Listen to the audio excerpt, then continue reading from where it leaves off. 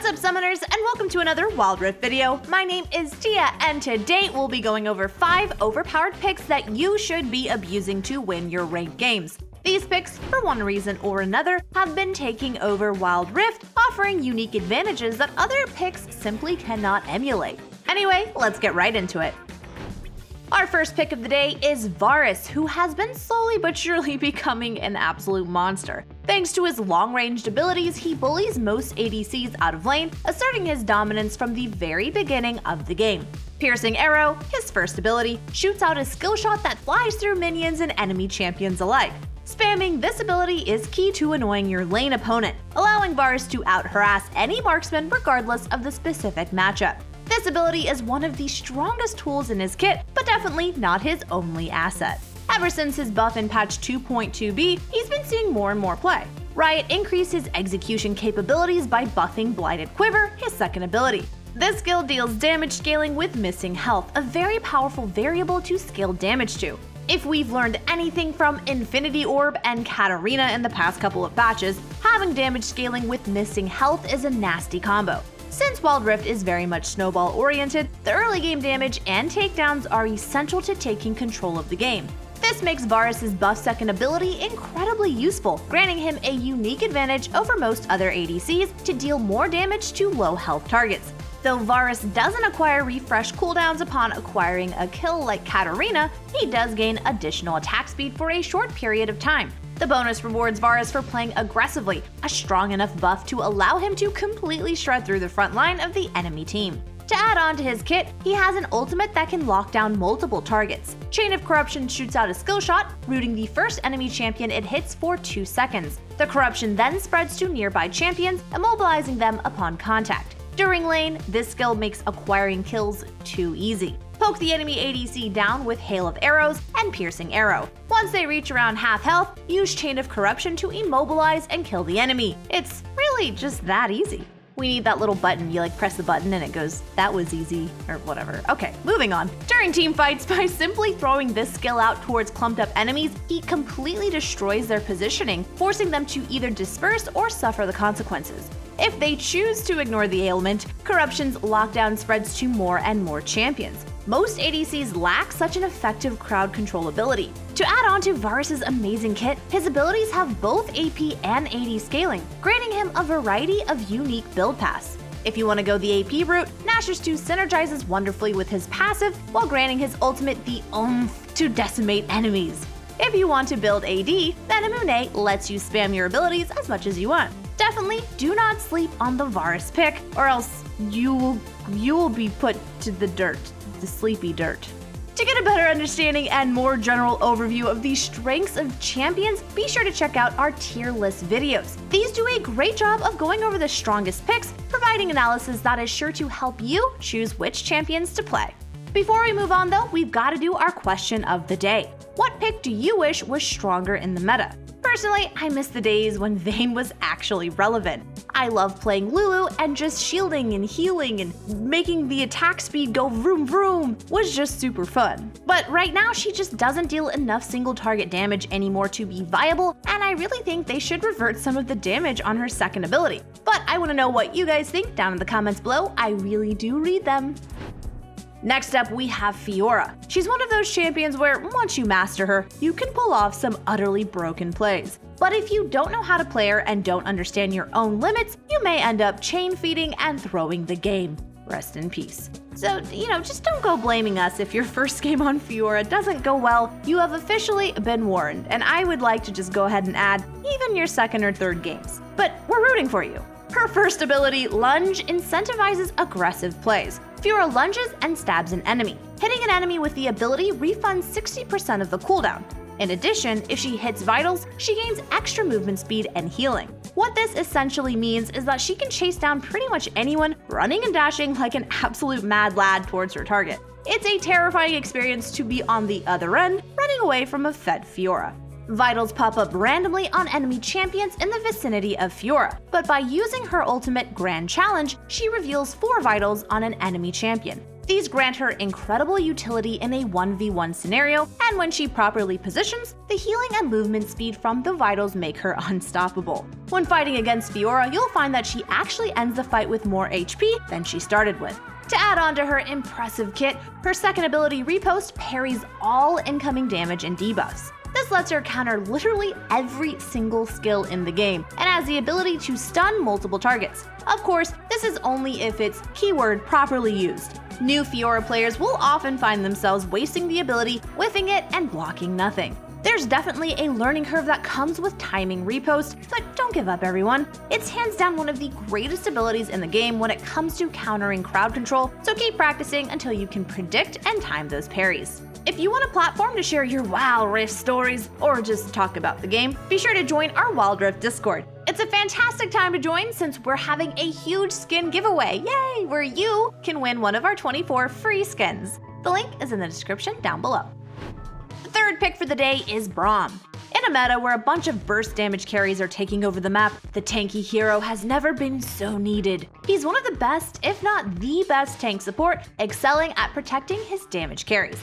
In patch 2.2c, his massive concussive blows was nerfed, now stunning for a smidge shorter duration than before. But the nerf is not enough to stop the brawny warrior. I don't know why I said it like that, but why not? The utility on his unbreakable shield is simply unmatched. Lasting a whopping 5 seconds, this shield blocks all projectile attacks, protecting him and his allies from the enemy team's onslaught. A Fed Jinx is trying to shoot her rockets at your team, is Ziggs attempting to blow up your carries, or the enemy Sona flashing ulting to engage? No problem, just pull out your shield and negate practically all their effective damage. I'm sure we've all experienced getting jumped in a bush. It's no fun, and if your champion doesn't have the proper tools to escape, it's usually a guaranteed flash or death. With Rengar and Kha'Zix having entered the game, ADC players definitely know what I'm talking about, and support players, by the way, and have been living in fear of the assassins. But worry not, since Braum is here. Braum's second ability, Stand Behind Me, allows Braum to jump to his ally, granting both him and the target bonus armor and magic resist. Marksmen do not have the proper build path to acquire defensive stats, but Braum more than makes up for it. Since the ability excels at closing the gap between him and his ally, the skill is a fantastic tool to provide quick, emergency support, allowing Braum to intervene between the assassin jungler and his ADC. Braum isn't only a defensive champion, but actually provides incredibly strong aggressive options. Hit champions with any of his abilities, and thanks to his passive, they'll be left standing still with only death to await them.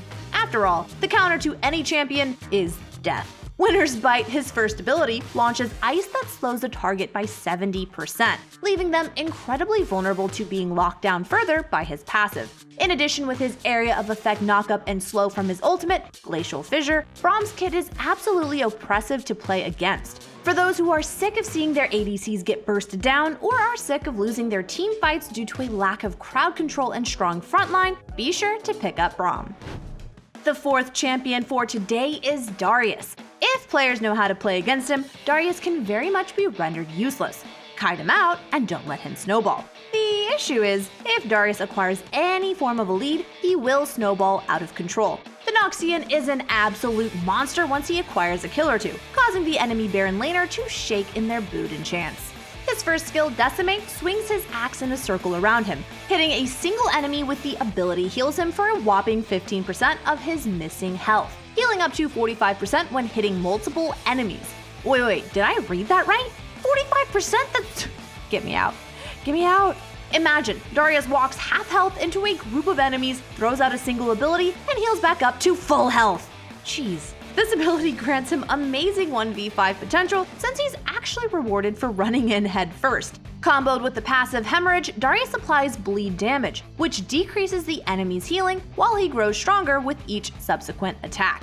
Once he fully stacks Hemorrhage, the Dunk Master himself can use his ultimate Noxian Guillotine to execute his targets from a pretty ridiculous percentage of health. Since it resets off kills and grants him a small buff, once he gets one successful slam dunk, he'll most likely be jumping all over the map, swinging his axe down on his unfortunate enemies. Unless properly kited, Darius wins almost every extended fight. Since he's a strong snowball champion, he's overpowered in the average levels of play, capable of capitalizing on small positional errors and steamroll games. For those looking to quickly climb out of the lower ranks and are confident in their own skills, you should pick up Darius. The last pick for today is Kaisa, the hyper late game carry. In patch 2.2c, Riot nerfed her minion execution damage in an attempt to create more of an early game weakness in her play. But honestly, this nerf barely impacts her. We're just gonna be real here for a second, since her base damage on champions remains the exact same. Who needs to focus executing minions when you can just focus on executing champions? With the unique ability to upgrade each of her skills by stacking specific stats, her damage output and utility during team fights is nothing to be taken lightly. When she stacks 70 AD, her first ability, Icathian Rain, can be upgraded to shoot 12 missiles rather than 6. This essentially doubles the damage on the already powerful ability, and seeing as how each individual missile deals a significant amount of damage, firing 12 missiles at a single target is sure to hurt. Her passive, Second Skin, not only grants her upgrades on each of her basic abilities, but also allows her to stack Plasma onto her enemies. When targets stack 4 procs of Plasma, Kaisa's next attack deals bonus damage scaling with missing health.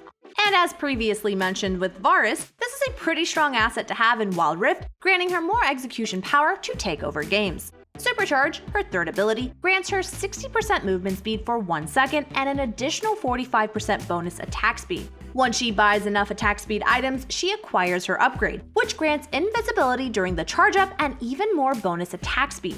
This invisibility is incredibly useful, allowing her to outmaneuver the biggest threats on the enemy team during key moments, as well as create enough distance to pop out of the invisibility to shred her targets.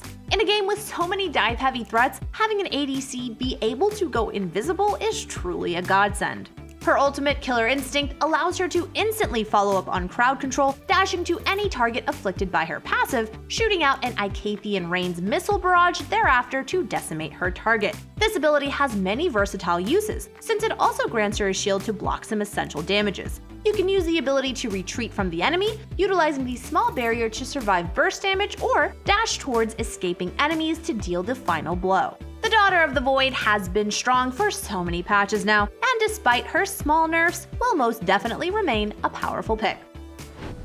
That's the final pick for the day. Thank you guys so much for watching. I appreciate every single one of you guys. If you enjoyed the content, be sure to like the video and subscribe to the channel. It really does help us out, since we need to know what type of videos you guys enjoy the most so we can keep making those. Don't forget to address the question of the day down in the comments below. We really do read them, guys. Join our community Discord for a chance to win our skin giveaway. Yay! And I just want you guys to know that I love you.